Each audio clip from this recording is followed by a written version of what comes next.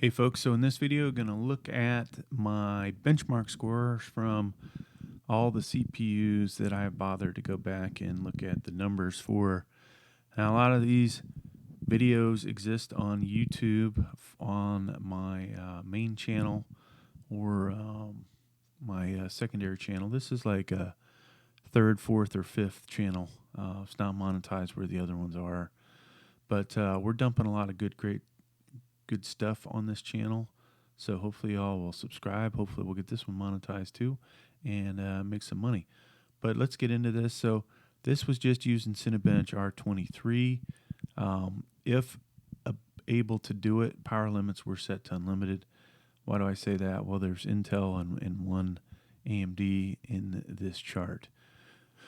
So let's just start at the top. I don't know if this is my all-time high, but the I9-13900kf on a Gigabyte UD Z690 motherboard, 32 gigs of RAM, running at 5200 megahertz, scored 40,144. Now, of course, if you overclock that, you can get a little higher. I don't think I ever went back and tried my 6,000 megahertz RAM. Yeah, I don't have the i9-13900F yet. Not tested. When I see that score is about 32,000, so I threw that in there just so you guys could see that. i7-13700K. This was done on an Asus B660M motherboard, 16 gigs of D4 RAM at 3600. We achieved a score of 29,052. Now, red means it thermal throttled. All right, I forgot the name of it for a second there. So if you see that, that's what happened there.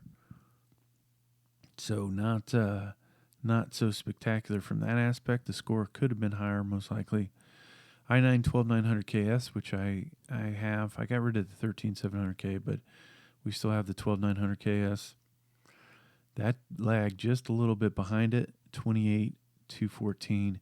Can't remember what the light brown means. So there was thermal limit throttling, there's power limit throttling, and there's the current limit throttling. Must have did one of those.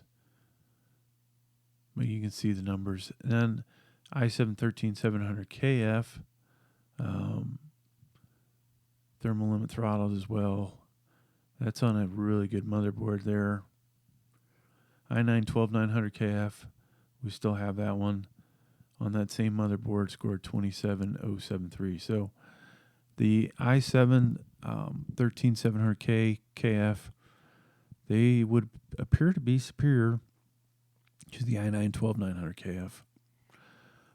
See a couple other scores there, or another score there for the i9. Then the i5, that thing is surprisingly up there, hit 25,000. And I'm surprised we do have a ton of scores for that, but I had one outlier for this. And I'm not really sure why this one's so much higher than the other one. i7-13700F, not tested. This is approximately 24K. So we have three i5-13600KF scores, different motherboards. Oh yeah, those were on